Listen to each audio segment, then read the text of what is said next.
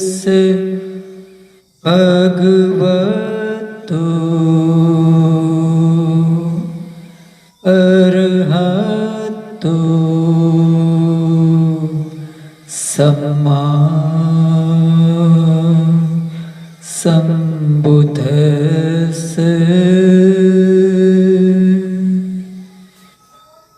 महाकारुणिक भगवान तथागत सम्यक संबुद्ध भारत रत्न बोधिसत्व डॉक्टर बाबा साहब भीमराव अम्बेडकर, जिनकी धम्म क्रांति को अपना जीवन समर्पित करता हूँ।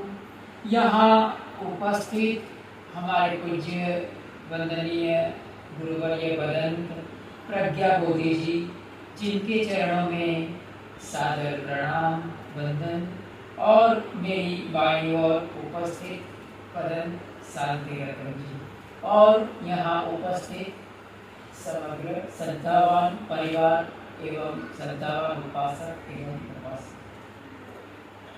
भगवान बुद्ध के शासन में बहुत सारे अग्र भिक्षु भिक्षुणियाँ उपासक उपासिकाएं हो।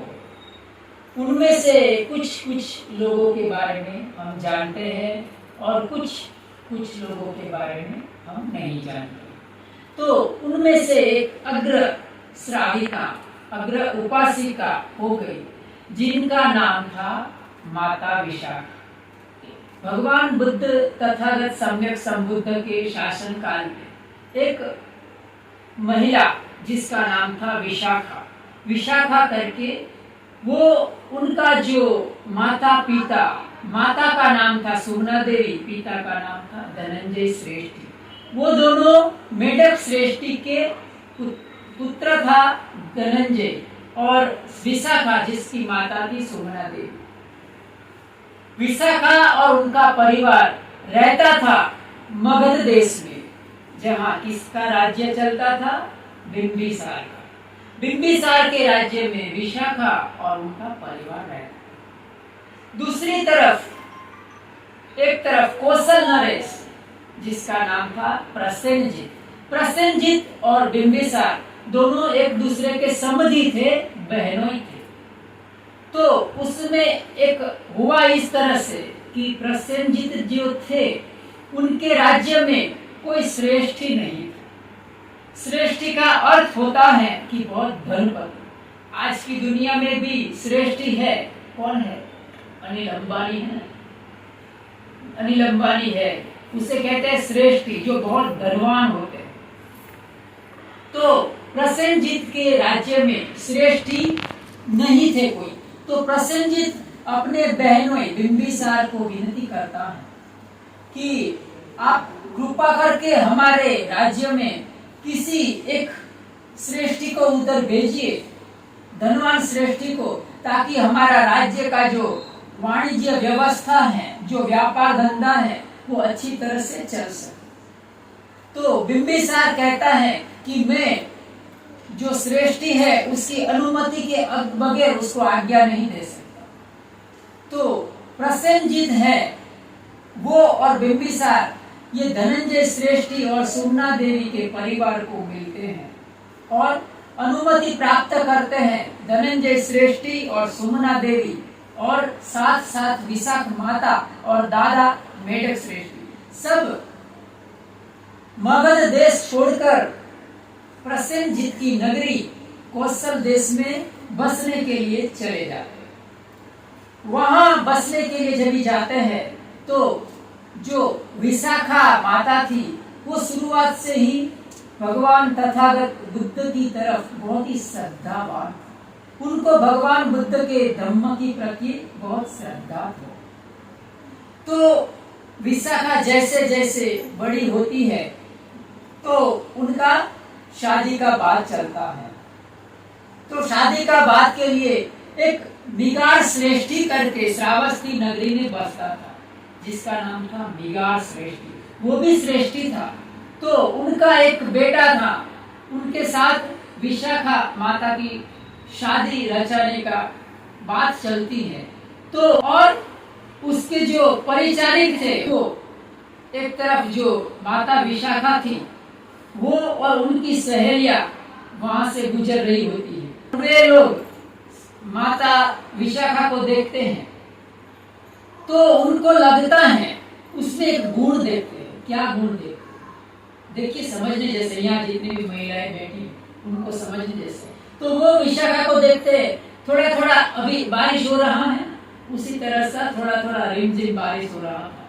तो वो देखते थे कि विशाखा माता थी, वो अपनी बहुत सारी सहेलियों के साथ मानी जा रही थी। तो वो देखते हैं कि झरमर झरमर बारिश के होते ही उनके साथ जो सहेलियां थी वो दौड़कर किसी छत का सहारा ले लेती है। लेकिन जो विशाखा थी वो अपने चाल को बदलती नहीं, वो आसानी से धीरे धीरे बहुत ही नजाकत से चलते हुए वो छत का सहारा लेती है। लोग विचार में पड़ जाते हैं और उनको सामने देखते हैं तो वो भाव लेते हैं कि ये जो लड़की है वो बराबर वैसी ही है जैसी कि उसका जो विकार श्रेष्ठी का पुत्र ने जिस तरह का वर्णन किया था, वैसी ही वो बेटी थी। तो उनको मिलते हैं विशाखा माता को और उनको प्रश्न करते हैं कि बेटी, तुमने ये सब, तुम्हारे साथ सहेलियां थी, तो ये सब तो बारिश हुआ और तुम ये सब तुम्हारे साथ जो सहेलियां थी वो तो भागकर छत का सहारा ले लिया, लेकिन तुमने तो जल्दी भागी नहीं, तुम तो बारिश से भीग गई और धीरे धीरे जाने का तुमने कोशिश की। तो वो जो लोग थे उनको समझाती है। क्या समझाती है? सुनने जैसा है। वो कहती है कि दो व्यक्तियों को कभी उतावले नहीं चलना चाहिए, जल्दबाजी नहीं करना चाहिए। एक स्त्रियों को और दूसरा भिक्षु। क्यों? वो कहती है कि भिक्षु खुला कपड़ा होता है, हमारे कपड़े टाइट नहीं होते, तो वो उसको गिर जाने का संभावना होता है। खुले कपड़े में जल्दीबाजी में कपड़ा फंस जाता है या तो गिर जाता है, पैर फिसल जाता है बारिश में तो गिर जाएगा। तो भिक्षुओं के रक्षण करने वाला कौन है? कोई नहीं है, हमारा कोई परिवार नहीं होता है, हम एक दूसरे के सहारे बनते हैं। तो वो कहती है कि भिक्षु है, उनको नजाकत से चलना चाहिए, धीरे धीरे चलना चाहिए, आसानी से चलना चाहिए, जल्दबाजी में नहीं चलना चाहिए।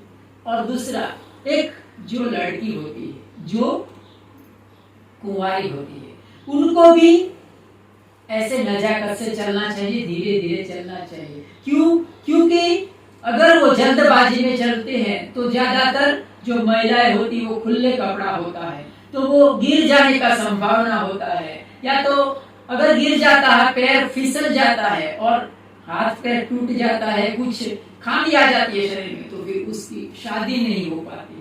शादी नहीं हो पाती है तो माता पिता के ऊपर वो बोझ बन जाता। तो विशाखा की बात सुनकर जो लोग थे वो बहुत प्रभावित हो जाते। वो एक तो उन्होंने देख लिया था कि ये लड़की वैसी ही है जैसी हमें चाहिए, और दूसरी बात कि वो बहुत ही बुद्धिमत्ता वाली है।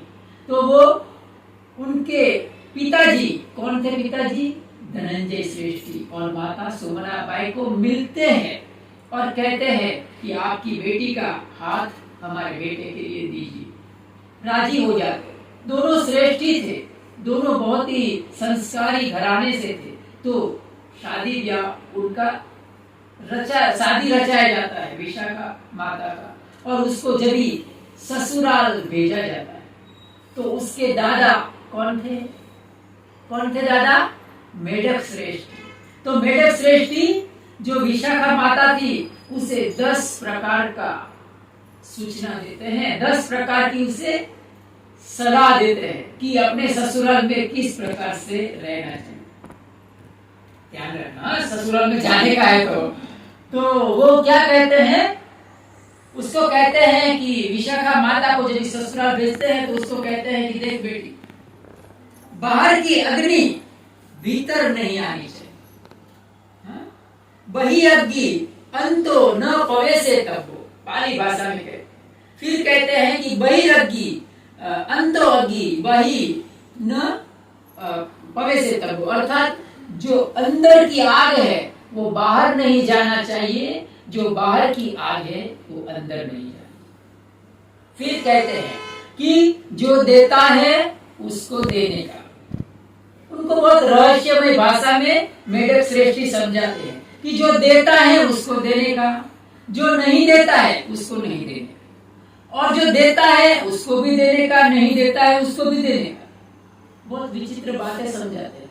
फिर आगे कहते हैं कि सुख से सोना, सुख से बैठना, सुख से टहलना, इस तरह की सूचना मेढक श्रेष्ठी है अपनी बेटी पोती विशाखा को इस तरह की सूचना देकर ससुराल भेजते हैं। तो वो क्या कहना चाहते हैं? उन्होंने क्या कहा कि बाहर की अग्नि है वो अंदर नहीं आनी चाहिए। उसका अर्थ होता है कि जब भी कोई बेटी, कोई महिला, कोई लड़की जब भी ससुराल जाती है तो उसे ये ध्यान रखना चाहिए कि बाहर की अग्नि, ज्यादातर क्या होता है घर में सासू ससुर ननंद के साथ बनता है, 36 का अंक हो जाता है, ये उधर खींचता वो उधर खींचता, फिर क्या होता है घर में आग पैदा होती है। फिर उसे घर को किसे सुनाए तो बाहर जाके पड़ोसन को बोलने का कि हमारी सासू ऐसी, हमारी ननंद ऐसी, उसका तो ये करती वो। तो क्या करने का, जो घर की अग्नि है वो बाहर नहीं ले जाने का। उनका मेढक श्रेष्ठी का कहना था कि बाहर की अग्नि घर में नहीं लाने का। अभी जो बहू नई नई आती है तो बाहर जाती है और पड़ोस में इधर उधर जाकर उसका घर का झगड़ा सुनती है, उसके घर का झगड़ा सुनती है, सब तरह तरह की बातें सुनकर उसका सब टंटा फसाद झगड़ा, बाहर की आग है वो घर में लाती है। तो मेढक श्रेष्ठी कहते हैं कि बेटी बाहर की आग है वो बाहर ही छोड़ दो, बाहर की आग अंदर नहीं लानी, बराबर। फिर कहते हैं कि जो देता है उसको दे। जैसे बहू बन के जाती है महिलाएं तो क्या होता है, पड़ोसी के साथ अच्छे संबंध हो सकते हैं, बुरे भी संबंध, तो लेन देन का व्यवहार चलता है। तो वो कहते थे कि कोई तुम्हारे पास आए और एक बार तुम्हारे पास कुछ चीज लेकर जाए और वो वापस देता है तो उसे दे दे। दूसरी बात, अगर कोई व्यक्ति तुम्हारे पास आए और वापस चीज मांग कर ले जाता है, वापस नहीं देता तो उसे नहीं देने का। फिर कहते हैं कि देता है तो भी क्या है, नहीं देता है तो भी क्या है, उसे देने का। तो उनका कहना था कि कोई कोई लोग ऐसे होते हैं जो जरूरियातमंद होते हैं, जो गरीब होते हैं, जिसको कुछ अभाव में जीते हैं, गरीब होते हैं, तो ऐसे लोग तुम्हारे पास आएंगे बेटे कुछ मांगने के लिए, तो उसे देने का, वो चाहे दे सके तो भी, ना दे सके तो भी। और कहते हैं कि सुख से बैठने का, सुख से सोने का, सुख से चलने का। उसका कहने का मतलब यह था कि जैसे हमने देखा कि वो बारिश के समय में विशाखा माता थी, वो कैसे चलती थी, तो सुख से बैठने का अर्थात घर में तुम्हारे सास ससुर होगी, उनके परिवार होगा, तो उनके परिवार के हमेशा मर्यादा रखना। वो तुम्हारे सास ससुर नहीं है, तुम्हारे माता पिता है, तो उनकी मान मर्यादा को तोड़ना नहीं। सुख से बैठने का अर्थ ये होता था कि उसकी लज्जा रखना, उसकी मर्यादा रखना। उसी तरह से सुख से सोना अर्थात आप जब घर में जाते हैं बेटी विशाखा, तो श्रेष्ठी घराने से थी, उसके साथ बहुत सारी दासियां भी भेजी गई थी। तो वो ये कहना चाहते थे कि तुम जब सोओ, रात को सोने का समय हो, तो सब कुछ देख लेना, पहले मकान की खिड़कियां देख लेना, मकान के दरवाजे देख लेना, अपने बेड बिस्तर को देख लेना, दूसरे जो नौकर चाकर है उन्होंने खाना खाया, कोई बीमार है कि नहीं है, तुम्हारे माता पिता ने खाना खाया कि नहीं खाया, ये सब बातें तुम देखकर उसके बाद तुम सुनो। तो इस तरह की 10 प्रकार की सूचनाएं मेढक श्रेष्ठी उनको विशाखा माता को देकर उन्हें ससुराल भेज। अभी विशाखा माता इतनी धनवान थी कि कहते हैं कि 500 गाड़ियां भर भर के उसको दहेज दिया था। वो जाती है निगार श्रेष्ठी के उधर। निगार श्रेष्ठी के उधर माता विशाखा जब जाती है तो निगार श्रेष्ठी है वो अन्य संप्रदाय से जुड़ा था, दूसरे संप्रदाय से जुड़ा था, तो वो भिक्षुओं का आगता स्वागता नहीं करता था। दूसरी तरफ विशाखा माता थी, वो भगवान बुद्ध से बहुत श्रद्धा युक्त थी। वो बचपन में 7 साल की उम्र में ही श्रोतापन हो चुकी। ऐसी विशाखा माता जब निगार श्रेष्ठी के घर जाती है तो एक दिन की बात है, निगार श्रेष्ठी के घर पर एक भिक्षु आते, जैसे हम आपके घर आ गए और आपने बहुत ही प्यार से आदर सत्कार से हमारे लिए जो भोजन दान दिया, लेकिन जो निगार श्रेष्ठी था उन्हें भिक्षुओं के प्रति आदर सत्कार नहीं, वो भगवान बुद्ध के धम्म के प्रति वो थोड़ा नाराज था। तो उसने क्या किया, भिक्षु उनके द्वार पर खड़ा है और निगार श्रेष्ठी है, सोने की थाली में खाना खा रहा है, क्योंकि बहुत धनवान था वो। तो क्या करता है वो, जैसे ही भिक्षु को द्वार के ऊपर देखता है तो वो ऐसा उल्टा घूम जाता है ताकि वो भिक्षु यहाँ से भाग जाए। तो माँ विशाखा ये देख लेती और उनको बड़ा ही चोट लगता है माता विशाखा को कि एक भिक्षु का इस तरह से अपमान हो रहा है। तो वो भिक्षुओं को एक बात बताती है और निगार श्रेष्ठी को वो एक टॉन्ट मारती है। क्या कहती है कि बंते जी आप चले जाइए, बंते जी आप चले जाइए, हमारे जो ससुर है ना वो बासी भोजन खा रहे हैं। क्या खा रहे हैं, बासी भोजन खा रहे हैं। तो निगार श्रेष्ठी क्रुद्ध हो गया, उससे गुस्सा आ गया, तू मेरी पुत्रवधू होकर मेरे ऊपर इस तरह का दोषारोपण करती है।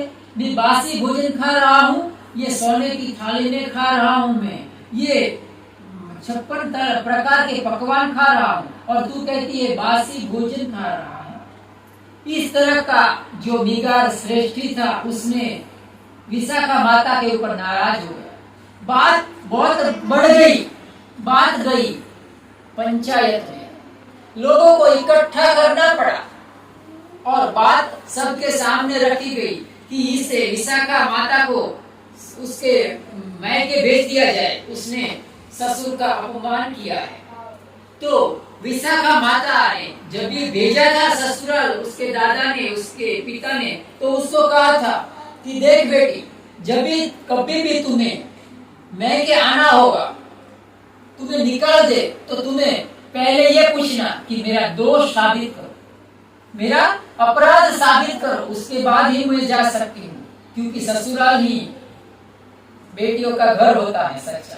तो विशाखा माता पंचायत के सामने अपनी रजूआत करती है कि मेरा अपराध बताओ, उसके बाद ही तुम मुझे मैके भेज सकते हो। अपराध के तौर पर उसे बताया जाता है कि ये मेरी पुत्रवधू ने ऐसा बोला कि ये मेरा ससुर है, वो बासी भोजन खा रहा है।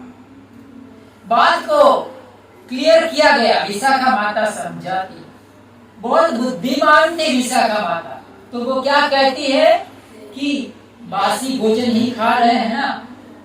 देखिए, उन्होंने कहा कि जिस पुण्य कर्म तुमने इस जन्म में तो कमाए नहीं है, आपने हमें यहाँ भोजन दान के लिए बुलाया, आप और भी भिक्षुओं को भोजन दान देते होंगे, तो ये आपका पुण्य कर्म है, वो बासी नहीं है, ये ताजा है। क्यों? इसी जन्म में आप पुण्य कर्म कर रहे हैं। लेकिन जो निगार श्रेष्ठी था, उसका जो पुण्य कर्म कैसा था? बासी था, क्योंकि उसने अपने पूर्व जन्म में पुण्य किया था। तो इस मायने से उसे बासी भोजन कहा था। बात बहुत स्पष्ट हो गई पंचायत के सामने। पंचायत ने फैसला दिया माता विशाखा के फेवर में, उसे अभी मायके नहीं भेज सकते हैं। तो विशाखा माता बड़ी जिद्दी थी, वो कहती है अभी मैं मायके चली जाऊंगी। सब फंस गए। अभी उसको जब भी बोला कि अभी मायके नहीं भेज सकते, उसको ससुराल में ही रख सकते हैं, तो विशाखा कहती है कि नहीं, अभी मैं मायके नहीं, अभी मैं मायके ही चले जाऊंगी। जिद्दी होता है ना ये स्त्री हट, तो वो कहती है नहीं, अभी मैं मायके चलो। उसका जो निगार श्रेष्ठी था उसको उसके सामने वो झुक जाता है। मृगा श्रेष्ठी उसका ससुर है, वो विशाखा माता के चरणों में गिर पड़ता है और उससे कहती है कि विशाखा माता कहता है उसे कि मुझे माफ कर दो, मैं तुम्हें समझ नहीं पाया। इस तरह का उसको माफी मांगता है और तब से विशाखा का दूसरा नाम पड़ गया। क्या पड़ा? मिगार माता। विशाखा को क्या कहते थे? मिगार माता। मिगार कौन था? उसका ससुर था। मिगार माता कैसे हुई? तो मिगार माता इसीलिए हुई कि उसे मिगार श्रेष्ठी था, उसने विशाखा को माता कहा था, क्योंकि विशाखा ने मिगार श्रेष्ठी का परिवर्तन कर दिया था। तो तब से मिगार श्रेष्ठी फिर बदल गया और भिक्षुओं की और भगवान बुद्ध की सेवा में उसको भोजन दान देता है, उसको घर पर बुलाता है। एक समय की बात है, छोटे में बात बता के अपना बुद्धवाणी का समापन है। माता विशाखा हमेशा भगवान बुद्ध के विहार में जाती है, वहां दान पुण्य करती है।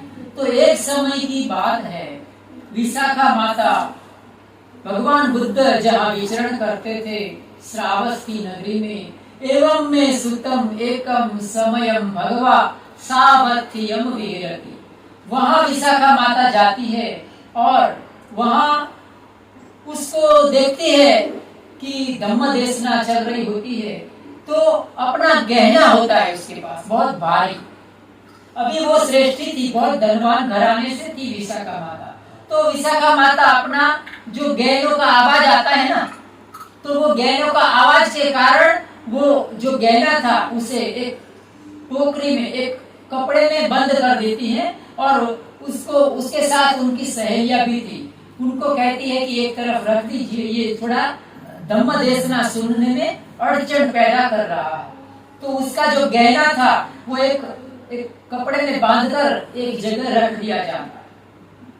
अभी होता यह है कि धम्म देशना खत्म होने के बाद वो जो गहना था वो विशाखा माता भूलकर चली जाती है।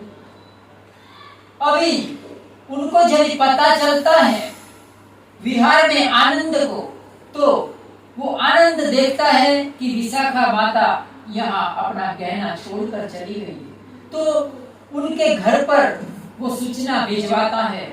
विशाखा माता को पता चलता है कि मेरा जो अमूल्य आभूषण था वो उधर रह गया है। तो उनके जो दास दासियां थी उनको कहते हैं कि तुम जाकर ले आओ। फिर उनको सूचना देती है कि देखो, तुमने वो जो आभूषण था वो जहां रखा था वहीं पर होना चाहिए। अगर वहां से किसी ने भी छूकर दूसरी जगह रखा है या तो किसी ने उठाया है, उसका जो स्थान है वो बदल गया है, तो वो आभूषण हमारा नहीं है, फिर वो आभूषण हम नहीं ले सकते। देखिए उस जमाने में भगवान बुद्ध के काल में कितना शील था। इस तरह का उस जमाने में, उस युग में इस तरह का रिवाज था।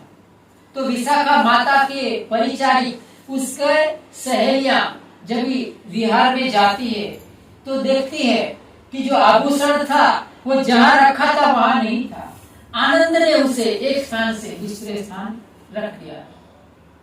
बात विशाखा माता को पता चलती है तो वो कहती है कि अभी वो आभूषण हमारा नहीं है, अभी वो आभूषण हम दान में दे दिया भगवान बुद्ध और उनके संघ को।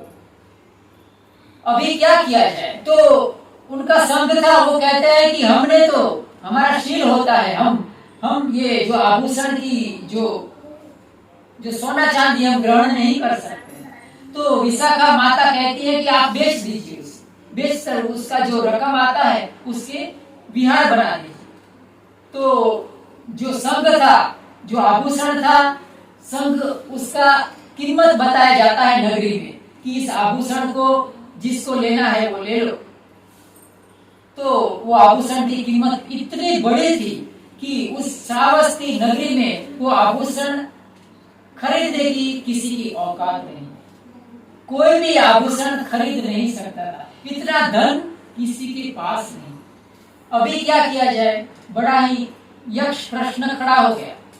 तो विशाखा माता को पता चलता है कि आभूषण इस श्रावस्ती नगरी में कोई खरीद नहीं सकता। अभी वो आभूषण था, वो खुद विशाखा माता खरीदती। वो आभूषण को विशाखा माता खुद खरीद लेती है और वो खुद रकम को, जो रकम उसकी थी, वो संघ को देती है। उस रकम से जो उसका कीमत था, उस कीमत का उपयोग करके श्रावस्ती नगरी में पूर्व भाग में एक बहुत बड़ा विहार बनता है जिसका नाम है कुब्बाराम। आप गए हैं श्रावस्ती? गए हैं? अभी टूर जा रहा है हमारा, अक्टूबर महीने की 28 तारीख को टूर जा रहा है। जिंदगी में भगवान बुद्ध का ये उनका उपदेश है कि अगर बुद्धिस्ट है, हम श्रद्धावान उपासक उपासिका है, तो उसको 4 स्थल निश्चित देखना चाहिए। अगर 4 स्थल नहीं देखा तो हम बुद्धिस्ट नहीं है। कौन से 4 स्थल? जहाँ भगवान बुद्ध का जन्म हुआ था, जहाँ उन्होंने ज्ञान प्राप्ति किया, जहाँ उन्होंने धम्म का प्रचार किया, प्रथम धम्मचक्र प्रवर्तन सुत्त कहा, और उन्होंने अंत में अपने शरीर को छोड़ दिया, अर्थात महापरिनिर्वाण हुआ जहाँ कुशीनारा। ये 4 स्थलों की मुलाकात लेनी ही चाहिए। अगर आपने नहीं लिया है तो आपके पास अवसर है बहुत बड़ा। फिर अवसर न जाने कब आएगा। अवसर हमेशा बार बार नहीं आता है। हमारी उम्र है वो दिन ब दिन कटती जा रही है, तो हमारे सामने बहुत बड़ा अवसर है। हमारे पूज्य गुरुवर्य भदन यहाँ से औरंगाबाद से टूर निकालते हैं और उस टूर में पूरा जितने भी बुद्धिस्ट स्थल है उसकी मुलाकात लेते हैं। तो ये अच्छा एक मौका है, तो आपको वो विहार देखने को मिलेगा जो विशाखा माता ने बनाया। कौन सा विहार? कुब्बाराम। वो कुब्बाराम विहार बनता है जहाँ भगवान बुद्ध ने कई वर्षावास किया।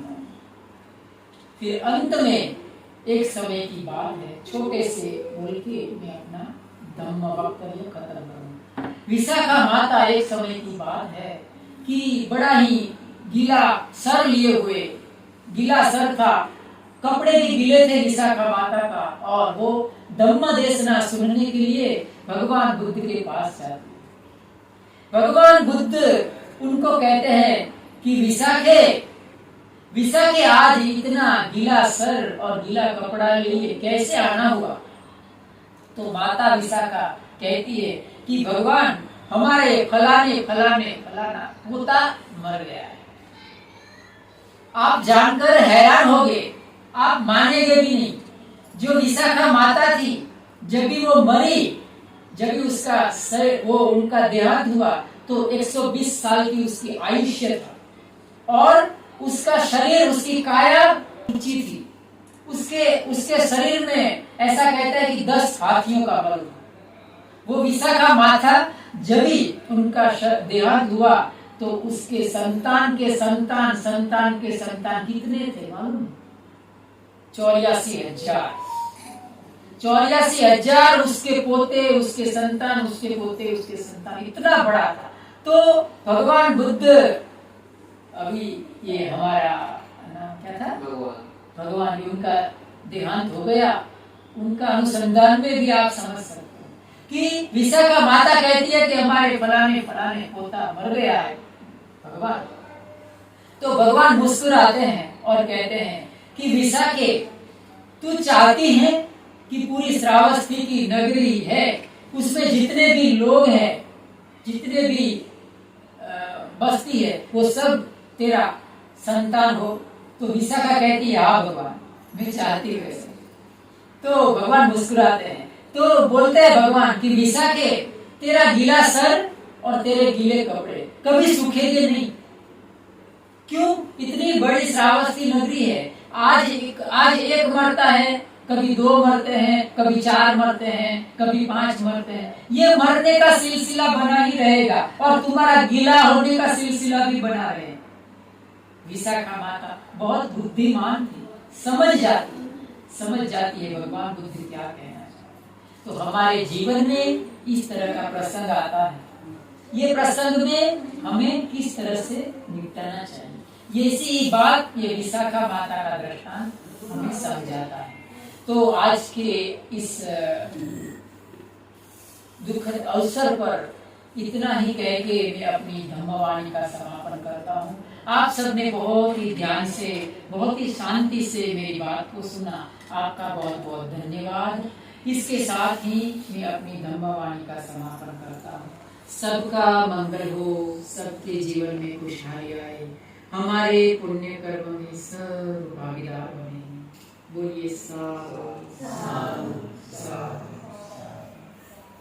बुद्धं नमामि, धम्मं नमामि, संघं नमामि।